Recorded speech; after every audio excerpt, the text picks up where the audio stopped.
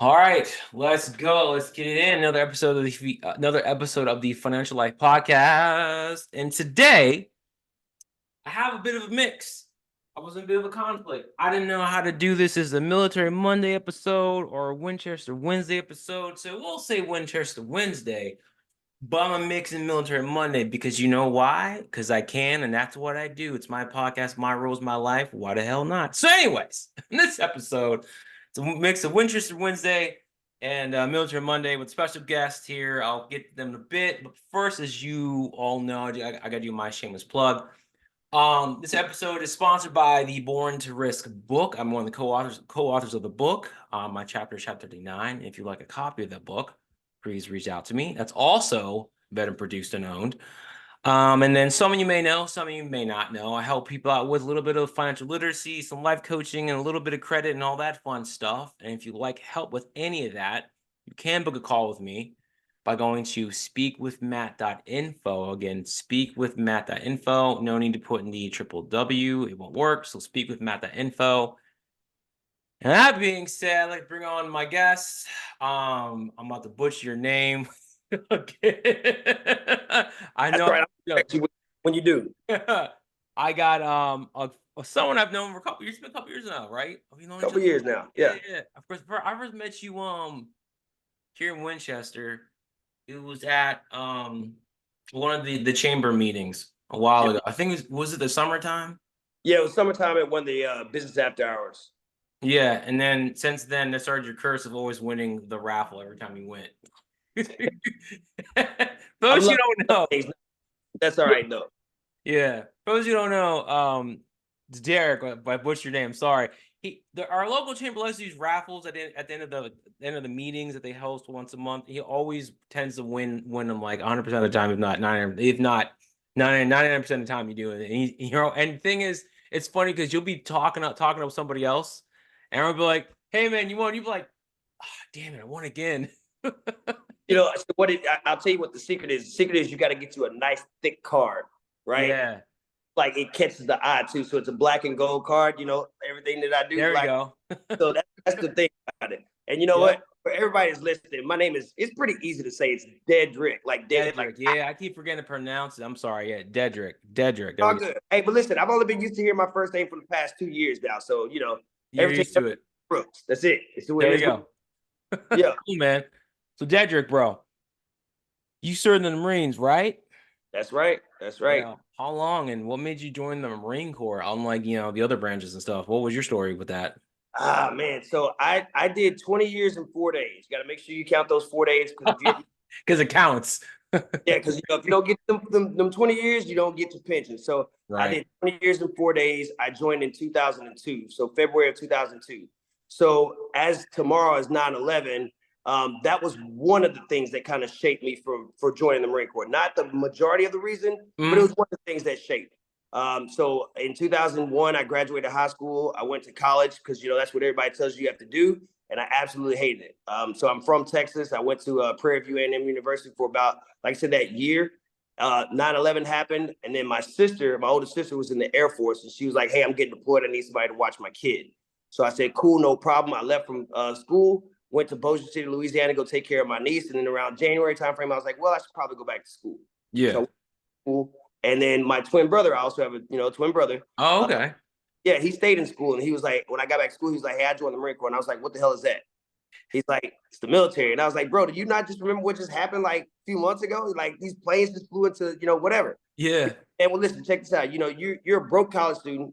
You're about to have a baby because I was about to have a baby at the time. Oh. And I wasn't really like doing anything with my life. So I was like, you know what? Let me go down there and go check it out. So I remember going down to my hometown and I talked to Sergeant Bill Banchini and got to rapping, and that's how it happened. And 20 years later, here I am. Dang. Oh man, that's crazy. So yeah, so you graduate. It's funny. I graduated high school in 04. I entered the Marine Corps 2 years later in 2006. So that's funny. Yeah. You're in it long before I am. That's what you got you in. While you're in, like, what did you do? What was your MOS? So my MOS, my first MOS was a 3051. Back in the day, they called it supply warehouseman. So essentially, I worked in the warehouse. My first duty station was in Okinawa, Japan, and I worked at the initial issuing provisioning. So basically, all the cold weather gear, all the the train allowance pool, the cold weather gear that we had, the warm weather gear when people were deploying. That's what we had in our warehouse. So I did that for a year. Left from there, went to California, got stationed in Oceanside, was where I worked at the initial issuing provision. So basically, all the brand new stuff that was coming into the Marine Corps, everything from amphibious assault vehicles, tanks, Humvees. This was back when they didn't have the Humvees that had all the up armor on there. They came individually in pieces. So we basically fielded all that stuff in Iraq, fielded all that stuff, took it over to the engineers, got them to put all the the up armor stuff on there, and then brought them back and sent them out to the forward observing bases. Then I got smart and was like, hey, you know what? I've already been doing works at 3043, which is supply administration.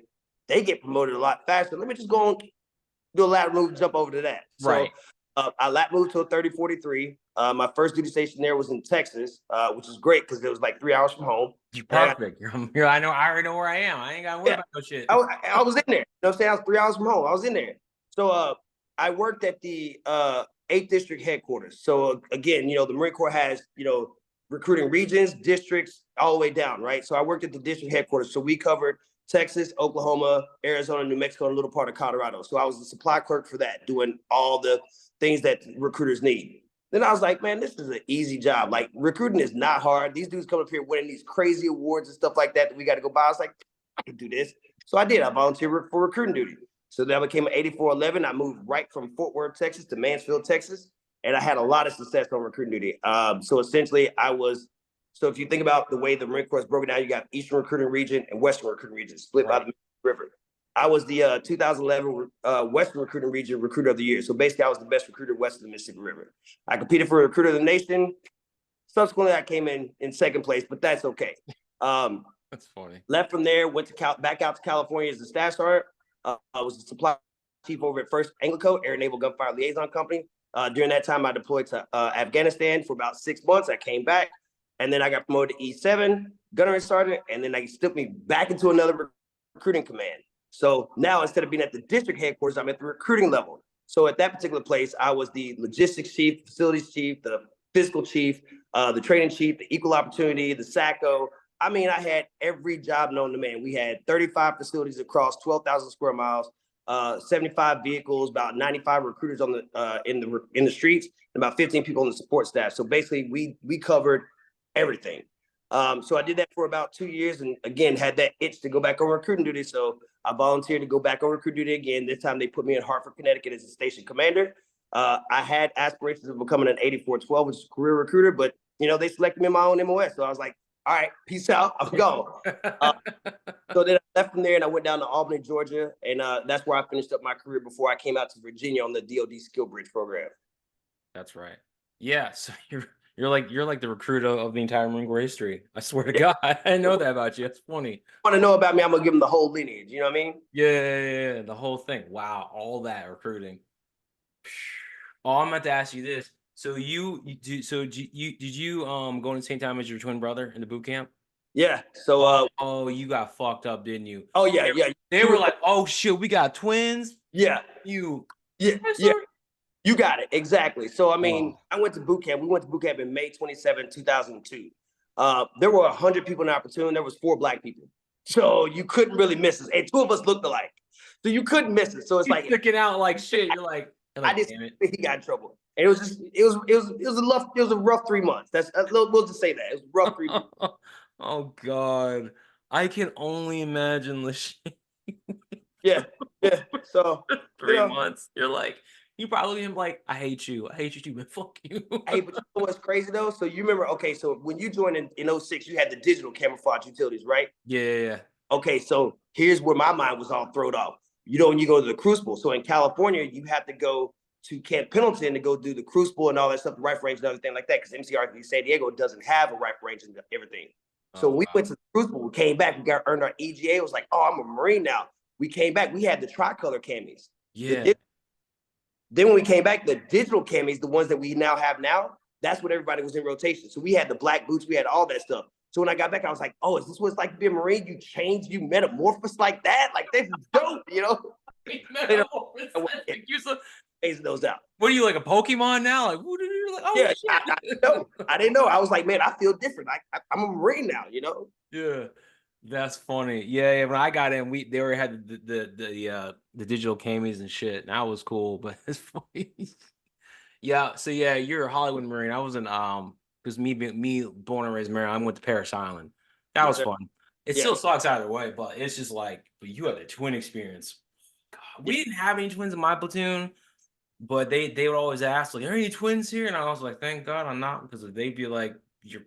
peace, you know? So we had and me and my brother, and then we had two sets of brothers, and they kind of looked alike too. So we all fucked Oh, up on a regular basis. We stayed on the quarter deck getting push-ups. just yeah, you're standing there like all the time. You want That's to it. join them? No, go for the I started. Yep. Jeez. Yo, boot camp has so many memories. It's just like it's such an experience. Like, unless you're there, I've been through it. Mm-hmm. Even other people in other branches that went to boot camp don't know what Marine Corps boot camp is like. It's like you look at everyone else and said, fuck this, let's take it to level 10, crank it, and it's like that's what it is. Yep. Yep. It's I still have dreams about it to this day. I'm like, I'm back in this shit again. Like, what the fuck did I do? You know, the crazy thing about boot camp though is what I used to tell kids. Like I was one of those recruiters. I shot it straight to them, real straight. I'm like, hey, listen, this is going to be the toughest, the worst 3 months of your entire life. I promise you that. There's nothing else that's going to compare to this in your life. But the feeling that you feel when that drill instructor who's been yelling at you and screaming at you and like basically just tormenting the shit out of you for the last 3 months places that small little piece of metal, that eagle globe and anchor in your hand. Yeah. That's the greatest day that you'll ever have. So yeah, that 3 months will suck. It'd be the worst 3 months you ever have. But the day that you earn that small little medal, that little eagle globe and anchor, that means a lot. That means that you've locked into a brotherhood, you know, a tradition that's been around since 1775. That right there is what it's all worth. So for me, that's what I used to explain to kids. And they were like, you know what? That sounds pretty cool. Where do I sign up? Well, come on over here, buddy. Let me help. It's like, yeah, explain to you when it see, I remember hearing it and trying to prepare for it like in my mind. Nothing prepares you for it until you just get there. Nothing No, does. Because I'm no. glad you told them straight. And they're probably like, yeah, okay, I can handle it. It's like, you don't understand what happens. You get like everyone on that base hates you. Navy personnel hate you. The civilian personnel hate you. They get pissed off. I remember one time I was what were we doing? We were having to get like God, I had to get I think it was yeah, we had to get our Charlies like Fitted or whatever, right? fitted and tailored. We're in a line and shit, and there is like this. He was so angry. I don't know why. Fat, fat black guy. It's just pissed off. I didn't like I did something by accident. It was really accident. I was like, hey, and he literally was like, put your hand there. You don't do that. And I was like, Jesus Christ. I was like, fuck you, you fat fuck. I'm like, dude, don't get mad at me. It was a mistake. It was just. I was like, Yeah. why you hate on me, bro? He was just mad and just Yeah. unhappy. There's you can read about it, you can watch YouTube videos, you can do all of that. You can have somebody tell you word by word and step by step and day by day. It's not the same until you step foot on them yellow footprints. Oh God, oh hell no. Yellow footprints in there, and like for you guys, when you went there, did they make y'all stay up like 24 hours like they did Oh here? yeah, Oh oh yeah. yeah, yeah. I No, hated it because I was like, well, I'm on the East Coast. Fuck you, you don't get to the military. People come from the West Coast or whatever. And I was like, that was the hardest time to stay up. I remember standing in line to get for medical. I think it was like it was the next day or second day. Yeah, it was next day. I remember standing up and I'm like trying to stay awake. And I, for the first time in my life, the only time felt he's standing up. And I went, oh shit, guy in front of me, back me was like, you good? I'm like, yeah. Because I remember those drillers are hawks mm-hmm. waiting for someone to fall asleep. People would fall asleep, like, wake the fuck up. I was like, nope, I'm gonna Yeah, just yeah. They wanted you to be sleep deprived so that when you get to sit down for the moment of truth, you tell on yourself. You stupid idiot. Go ahead. Just don't listen to nothing the recruiter said. Hey, whatever happened is right here. They don't know nothing else but this. They gonna try to scare you. That's why they keep you awake for that whole 24 hours. So that you like, I don't like this. I want to go home. Yeah, and then you just snitch on yourself, dummy. Yep. That was just good times. It's funny. It sucked, but it's still good times. It's like, what the fuck is this? Yeah. And we are the only people that will understand that fact that it did suck, but it was good times. Yeah. So I laughed a lot too, because you can't laugh like shit. Did you end up going to rack at night and laughing your ass off at like the dumb thing that would happen. Well, I was busy getting strong throughout the day. So when I would hit the rack, I would sleep. I was You're tired. you're tired. No, I was tired. I avoid most of. I still got my fair share getting fucked up, but like there are so many times we go to bed and we start talking about what happened with so and so, and we're just cracking or laughing our ass off. Or the worst is when someone would do something stupid and then like, or the Firewatch would do something dumb. The drone instructor that was on duty for that night for Firewatch would start fucking with him and shit. And Oh I yeah, was like, don't let him hear you because they'll be like, oh, it's funny. You can Firewatch too, bitch. Get the fuck yeah, out. yeah. And Get you're your stuff just too. Come on, let's go. Yes, sir. this is God. Anyways, we're gonna go about this. So continuing on. You did 20 years in 4 days, 4 days, right? And then I met Right. you at the thing. What got you, what was your journey like going from that into business? Did you go right into business yourself or did you do some odd jobs, work a job, or what was So that? so so around November of 2021 is when I came out here, and there's a program called the DOD SkillBridge, which bridges the gap between the military and the civilian world through internships, right? So I had a boss back in 2007, 8, no, sorry, 2010. 2010. He was my station commander back in 2010 when I was on recruiting duty the first time. And he now lives out here in Virginia. He was like, hey, I want you to come out and work for this company. I'm the director of talent acquisition, and I know you'd be a great recruiter. I want you to come out and work for this company. So I did. I went on the DOD SkillBridge program. I came out here and I worked as a corporate recruiter for about 3 months. And then at the end of that 3 months, they were like, thank you for your service, but you're not getting this job. Huh? That's fucked up. Right, right. So I'm like, what do I do? Now, mind you, I had already done a couple things before I got out. Like I've already got my master's degree. I got my bachelor's degree. I went through a boost to business class and was like, you know what? I think this is something I can do. Knowing that there was a need because there's a lot of wineries, breweries, distilleries, cideries, meaderies around here, Oh, and there's yeah. public transportation to get them out there, no Ubers, no Lyft, and things of that nature. I saw a need that was in the market. So I'm like, well, if you got all these places to drink, but you don't have places to, call to get you to these places and from these places, this just makes sense. My logistical brain just started, clicking like that. So I did. I started the business February 14th of 2022. I bought a house. I turned my house into an Airbnb. So, started collecting that. And then I basically started a transportation company where I service and I take people to these wineries, the breweries, distilleries, cideries, meaderies. Then realizing, that there's, two major airports, one in Dulles, one in Reagan, and then BWI, there's people that fly out of there. I was like, okay, I can add that to the mix as well. Yeah. And then, okay, well, there's a lot of people that want to just go on just personal dates. They just want to take their wife, their girlfriend, their husband, whoever out. And they don't want to drive. They want to, drink, but not drive. So I added that to my repertoire. So basically anything that gets people from point A to point B, that gets them there in a safe and reliable manner is what I do. And then I basically take it a step further. So me as a concierge, I do everything for you. Really? Literally.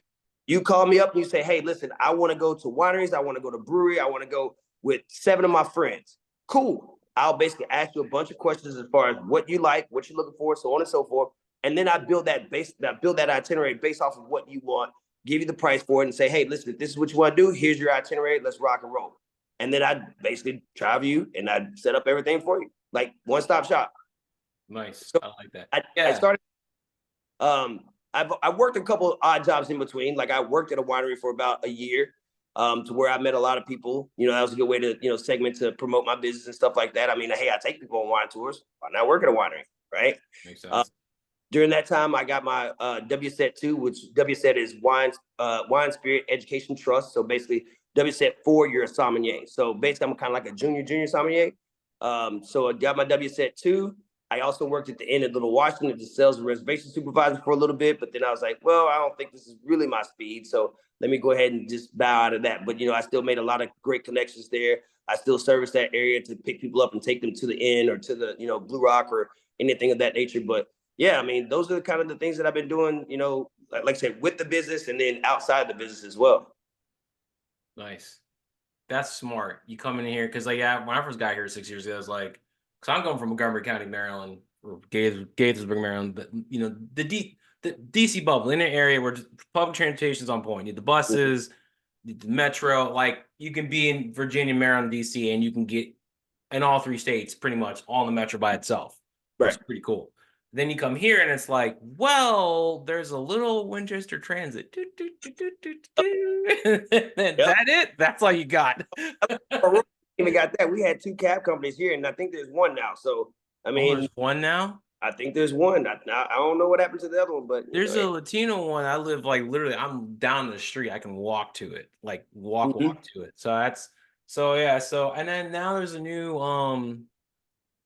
There's another. Is it a second one? Do you know? There's another Winchester Transit?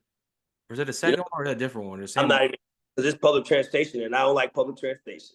I get it. You're like, I'm not about that life. I'm about this, okay. Yes, So, sir. yeah.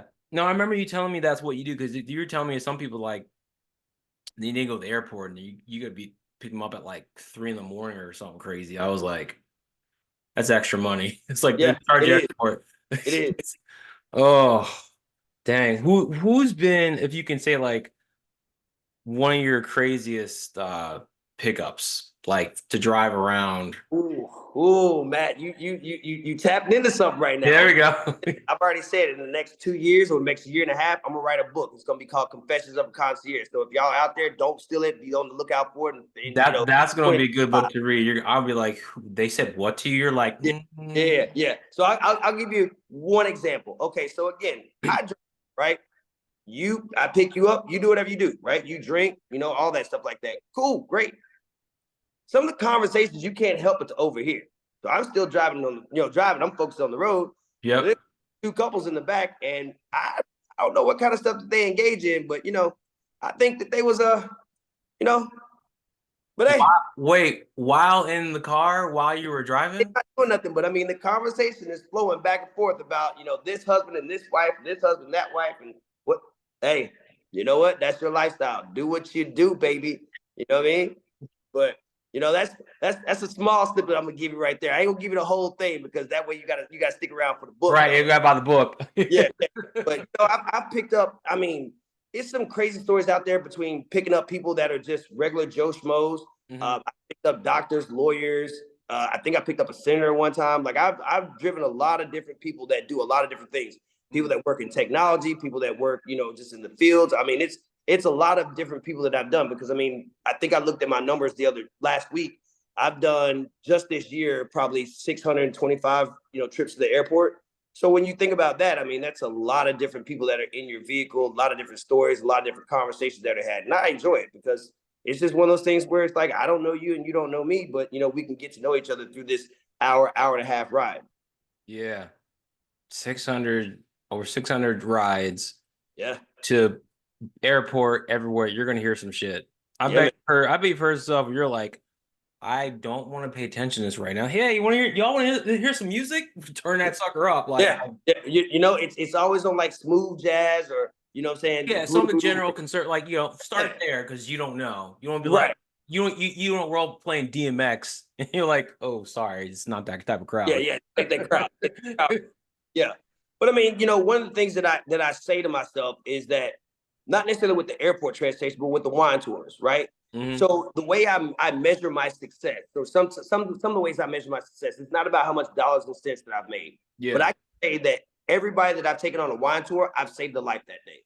Because that's one other person that was not on the road that was drinking and driving. Because I mean, think about it. If you look at the wine map and say, oh, there's 3 wineries that are right here in the same area. Well, if you go to each one of those wineries and you drink 1 glass of wine, technically you're over the legal limit. And there's a lot of these places around here where, them boys be sitting out there waiting for you because they know that there's people going to be driving from DC, Maryland, Northern Virginia that don't know where they're going, don't know where they're going and so forth, that are going to be having a little bit to drink. And, it only takes one time for you to get pulled over. If you've got a great job, if you've got a clearance, if you got kids, I mean, now you've, financially impacted yourself a great deal. So when I say that, my success is measured by the number of people that I've saved, that's what I mean by that. It's dollars and cents, yes, because that's business. But the philanthropic part of me, the part that warms my heart, it says, you know what? I was able to curate this experience for somebody for them to have a great time in a safe and responsible manner and get them back to their home and their family safely. Yeah. That's so good. Yeah. So your business isn't just like providing a service, it's providing safety. Yes. I didn't think of it like that. That makes sense. So you think, because I remember we talked before, I'm like, that's a great idea. That's a good way to make money. And now I'm like, well, it's also safe. Right. Because I mean, you have Uber and Lyft here, but it's not as popular. It's popular as there's not as many drivers here like it is if we were like in DC Manassas, farther out, where Mhm. you're going to have more of an option. Because we've ordered Uber and Lyft here, and your wait time is a bit longer. And I was Right. like, whatever. But now, I mean, I know about you, what you do. I'm like, I'm gonna hire him one day. I'm gonna go all out to do something stupid. You're like, okay, cool. I'm like, yo, play that shit. Yes, sir. When you ride with me, I'm the DJ only for a little bit. Right. If you want to hear Beyonce, you want to hear Texas Hold'em, you want to hear Metallica, put it on. Let's rock. Let's You- go. Like, Right. let's have a good time. Like, I can have a good time by driving you around and experiencing, you know, living vicariously through you for that day. You know what I'm saying? Like, it's fun. It's a good time because, again, you hire somebody so that you can do all those things. Turn up, man. Turn up. That's why I pay so much in insurance. And you want to take a 6-pack in the car? Do it. You know what I'm saying? You want to bring a Free 6-pack? game in the car. Just don't leave a mess, because if you leave a Right. mess, tack a little Yeah. bit more onto you. Yeah, incidentals, that makes sense. It's like Mhm. you gotta pay for this. Like, you break it, I'm charging more for it. That's Cost right. that makes sense. I was gonna ask something, I don't remember what it was. But yeah, driving around different wineries and breweries and things like that. Oh yeah. Don't you have another business? You mentioned even Airbnb, or is it just the concierge that you're doing? Yeah. So I mean, essentially, when I bought my house, it's a 2,600 square foot house. It's about a half a mile, quarter of a mile from the river. So it's not on the river, but it's a quarter mile from the river. And it's just me. I mean, like, I'm a single dude. I don't have, you know, my kids live in Texas and stuff like that. So it's a 2,600 square foot house. So essentially, I was living in the basement. I was renting the top part out, and I was renting out to travel nurses and things of that nature. Because, again, you know, if it's 2,600 square feet and I only need like 700 in the basement, I've got all the things that I need down there. Why not go ahead and collect on that? So essentially, the concept was I could have this house be kind of the everything. So, you know, when you go to a hotel, you have the hotel, and then they have the shuttle service Yeah. that takes you, where you need to go. That was the concept in my mind. It kind of didn't work out that way, essentially all the way, but you know, that's I've gone through all the legwork to get it set up that way. It's just more so the Airbnb took off at one particular point, and the car service was a little slow, and then the car service took off a little bit, and the Airbnb was a little slow. But you know, that's kind of where what I do with that. So yeah, I try to dip my fingers in a few different things. Smart. It's like, got this need here, got this need here, want to fluctuate, because people still got to drive regardless. So Mm-hmm. people may not be wanting to say Airbnbs right now, but hey, I need transportation. I gotta travel here. I gotta travel here. We got some extra money to do. Let's go hang out at the wineries here as far as that goes. So yeah. That's right. That's right. Because this area is a good place for like wineries and the breweries and the cideries too as well. Oh yeah. I mean, there's over 350 different wineries. That's just wineries. Then if you count the breweries, distilleries, the cideries, and the meaderies, I mean, there's over 450 different libation stations, right? So if you call them wineries, brewers, distilleries, cideries, meaderies, that takes too long to say. So I call them libation stations. So if you think about it, a lot of these wineries, they're not just like in town. They're off the beaten path because they're farms. And you know, you got no lights, you got no cell service in some of those places, stuff like that. So you know, that DC crowd that's coming down here that thinks that, oh, I'm just going to grab this Uber and take it from DC, and then I'm going to grab an Uber on the way back. No, sorry. Nope, no, you're not. You're gonna need some, like, either plan a trip to stay here for the night at the hotel, whatever it is, Yes, sir. or use you. There you Yeah. go. And that's another part of the concierge service. So if you've got people that are coming from DC, Northern Virginia, Maryland, Pennsylvania, Florida, wherever they're coming from, and they're like, hey, I want to stay in the Shenandoah Valley. I want to stay down there. Where's a good place to stay? I can coordinate your Airbnb stay for you because I've got those partnerships with people that own those Airbnbs, cabins, yurts. You want a personal chef to come out and do a meal for you? Boom, I got those for you too. You want to do some other like entertainment as far as like, hey, I want to go hiking, I want to go camping, I want to go fishing, I want to do this. You know, I'm the one-stop shop. I can literally set that whole agenda for you. So when I tell you that I'm a concierge and I'm a full service concierge, what the kids say, I'm the plug, you know, fuck with me, I got it, right? That's right. If I don't know, I know. If I don't got it, I know somebody that does, and I know where to go get it. I'm your supplier. Where did I hear that from? That's basically what I'm your supplier. It's like, Right. That's right. I'm your pussy, baby. Yeah. I was gonna ask you, like, how do people like, how do you currently get business? Like, is website up, marketing? I have no idea what you do to, like, how do people find you? Yeah. So I mean, I've got a website. It's www.shenandoah or www.ssmanagementgroup.biz. I've got Facebook, I've got Instagram, I've got Snapchat, I've got YouTube. I got to do a little bit better on YouTube because I forgot about that platform for a little bit. Then word of mouth. I mean, you know, you do a couple great jobs for people. They see a Google review, they tell their friends, so on and so forth, and then it kind of just spreads that way. I'm also a member. Well, I was a member of 5 different chambers of commerce. So top of Virginia, Shenandoah, Page, Warren County, and Fauquier County. I was a member of Business Network International, so I went out and did that for a little while. And then I'm an overall hustler, bro. Like, I mean, one thing about me is that's what I did for the first 4 or 5 months of business, is that I just printed out business cards, and I just printed out some rack cards, and I just went to every winery, every brewery, every place that I could find around here, and just established rapport and just built that rapport and built those connections. Passing out my business cards, telling people like, this is what I am, this is who I do, so on and so forth. And eventually, if you keep doing that, you keep showing your face enough, people will remember you. And you can't miss me, because I mean, I'm usually wearing a polo type shirt like this, black jeans, and some black and yellow ones. You know what I'm saying? Like, I try to stay on brand as much as possible. So, I mean, when you see, somebody that looks like me walk up into your spot 2 or 3 times, you're like, oh, snap, this person may be somebody. Yeah. And then those winery owners and those winemakers and those, people that are in that circle that say, hey, you know what, this is somebody that we know that we could probably latch onto, because 1, they're going to bring us business, and 2, it can be a very mutual exchange. You kind of get your name out there a lot. And then at one particular point, I had a dog, and it was a little French bulldog. He used to go around with. I mean, you couldn't miss us. We was a tandem.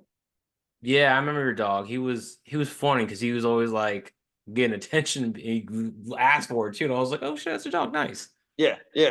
So, it is what it is. Because like I said, I just I make myself very known, readily known. I mean, my name is out there, my face is out there, my business is out there. But like I said, that word of mouth is kind of what really, really has gone the distance for me. Because like I said, you do a good job for people, whether it's just driving to the airport or whether you create a great experience for them, for their friends, and for their family for that weekend. That's where it really takes off, because, again, a Google review will go a long way, but when you actually tell somebody, that's what's going to stick with them the most. I agree. Wow. It's been a fun episode. All around the world and then some. Okinawa, Japan. Oh God, I've been there once. Good time at the Marine Corps. Anything else you want to share, man? Anything like you feel people should know about your business, maybe things in life, challenges you've been through, Yeah.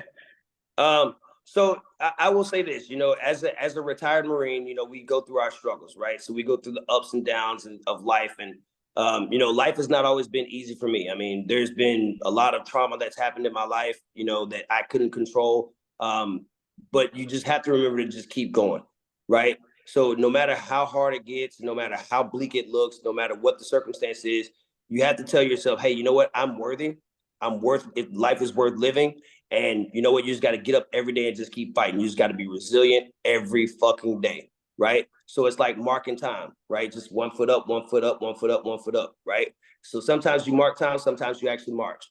And so when you're marking time, that doesn't mean that you're not moving, right? So always keep that in the mind. And then as far as my business, I mean, just letting people know, hey, listen, if you need to ride to the airport for Christmas, Thanksgiving, New Year's, you've got corporations out there that want to do holiday parties. You've got realtors out there that want to give, a gift to their people that just bought a house. You've got, anything that you're looking to do as far as with your husband, your wife, family that's coming into town. I mean, I'm literally your one-stop shop. So only thing it doesn't do, it doesn't hurt to call me and have a question or a conversation with me. I'm not the cheapest, but I guarantee you that I'm going to be the best money that you spend, because whatever I charge you to take you from here to there, the nominal cost that I charge you to take you to the winery and stuff like that is a fraction of the cost that you'll pay if you get a DUI or let kill somebody, right? Yeah, DUIs are. They're crazy. They're crazy. I don't understand people get more than one. Yeah. First time didn't smack the shit out of you to be like, I shouldn't do this again. Right. Exactly. So, when it comes down to that, like I said, your safety is important. You know what I'm saying? The lives of other people are important. You've got holidays, you've got all this stuff. And then right now it's September. Next month, the foliage is beautiful, right? So all the leafers coming down here from Northern Virginia, DC, Maryland, Pennsylvania, all these places, they want to see the leaves. They want to go down Skyline Drive. Hey, listen, let me do that for you. Let me coordinate that for you. Again, touching back on corporate parties, right? So you got an organization, you want to take your team out to go do something special celebrate something, call me up and we can take care of that for you. Family coming into town, just basically anything that, you can think of. I mean, if you're like, hey, I just want to do something, whatever, let me know. because I love challenges. I love logistics is my jam, right? So putting together plans and, putting together an itinerary and taking people to those places, doing those warm handoffs with those wineries and stuff like that. Like, that's my jam. Like, that's what gets me up in the morning. So with that being said, I'm here, I'm available. Again, Shenandoah Shores Management Group, SSMG Concierge. Both you can find us, www.ssmanagementgroup.biz. You can find me on Facebook, Instagram, TikTok, all that stuff like that. I like it. I like it. This is good. This has been good, man. Thanks for being on. Yes, sir. Have you back on again. We're just talk shit the entire time. Yes, sir. It'll be a podcast just on ranting about random stuff. Hey, I'm here. See me, bro. I mean, as you can see, I like to run my mouth. So, I mean, let's talk. Let's wrap. It's good. It's good shit, man. Thank you for being on, bro. Absolutely.